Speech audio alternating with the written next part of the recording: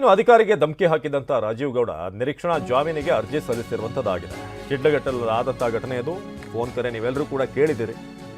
ಚಿಕ್ಕಬಳ್ಳಾಪುರದ ನ್ಯಾಯಾಲಯದಲ್ಲಿ ಅರ್ಜಿ ಸಲ್ಲಿಕೆ ಜಾಮೀನಿಗಾಗಿ 2ನೇ ಜಿಲ್ಲಾ ಅಪರ ಸತ್ರ ನ್ಯಾಯಾಲಯ ಅಲ್ಲಿ ಅರ್ಜಿಯನ್ನು ಸಲ್ಲಿಸಿರೋದು.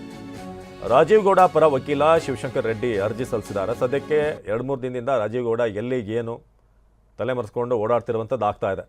ನಿರೀಕ್ಷಣಾ ಜಾಮೀನಿಗೆ ಅರ್ಜಿ ಸಲ್ಲಿಸಿದಂಥ ರಾಜೀವ್ ಗೌಡ ಅಧಿಕಾರಿಗೆ ಕಾಲ್ನಲ್ಲೇ ಕಚೇರಿ ಸುಟ್ಟಾಕ್ಬಿಡ್ತೀನಿ, ಹಾಗೆ ಮಾಡ್ತೀನಿ, ಹೀಗೆ ಮಾಡ್ತೀನಿ ಅಂತ ಭಾಳ ದರ್ಪದಿಂದ ಮಾತನಾಡುವಂಥ ರಾಜೀವ್ ಗೌಡ ಕಳೆದೊಂದು 3-4 ದಿನದಿಂದ ಕಾಣಿಸ್ತಾ ಇಲ್ಲ.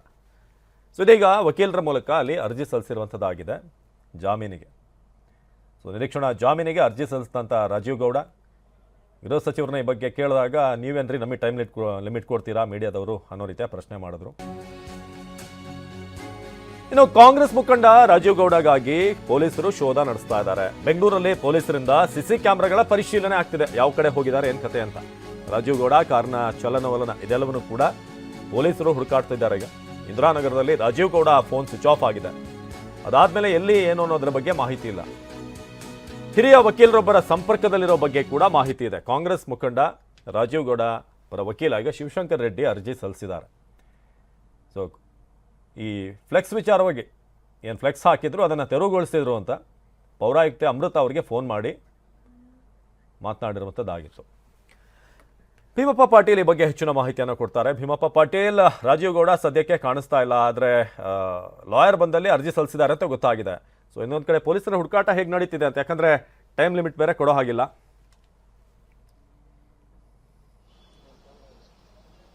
ಅವಿನಾಶ್, ಹೌದು. ಈಗ ಚಿಕ್ಕಬಳ್ಳಾಪುರ ಜಿಲ್ಲೆ ಶಿಡ್ಲಘಟ್ಟ ನಗರ ಪೊಲೀಸ್ ಠಾಣೆಯಲ್ಲಿ 2 ಪ್ರಕರಣಗಳಿಗೆ ಈಗ ರಾಜೀವ್ ಗೌಡ ಬೇಕಾಗಿದ್ದಾರೆ.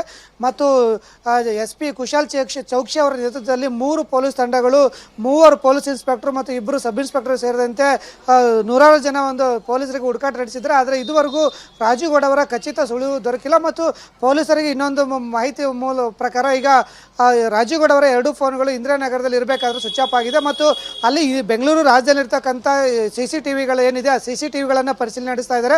ಅಂದರೆ ಪೊಲೀಸರಿಗೆ ಲಭ್ಯ ಇರತಕ್ಕಂಥ ಒಂದು ನೇತ್ರ ಅಂತಕ್ಕ ಒಂದು ಆಪ್ ಇದೆ. ಆಪ್ ಮೂಲಕ ಪೊಲೀಸರು ತಮ್ಮ ಮೊಬೈಲಲ್ಲೇ ಪ್ರತಿಯೊಂದನ್ನು ಕ್ಲಿಕ್ ಮಾಡಿದ್ರೆ ಎಲ್ಲೆಲ್ಲಿ ಕ್ಯಾಮ್ರಾಗಳಿದೆಯೋ ಸರ್ಕಾರದ ಪ್ರತಿಯೊಂದು ಕ್ಯಾಮ್ರಾಗಳು ಓಪನ್ ಆಗುತ್ತೆ. ಮತ್ತು ಆ ಸಮಯದಲ್ಲಿ ಯಾರು ಯಾವ ಕಡೆಗೆ ಯಾವ ವಾಹನ ಹೋಗಿದೆ ಅಂತೇಳಿ ಪರಿಶೀಲನೆ ಮಾಡ್ಬೋದು. ಆ ಮೂಲಕ ಈಗ ಪೊಲೀಸರು ಕ್ರೈಮ್ಗಳನ್ನು ತಡೆಗಟ್ಟೋದನ್ನು ನಾವು ಗಮನಿಸ್ತಾ ಇದ್ದೀವಿ.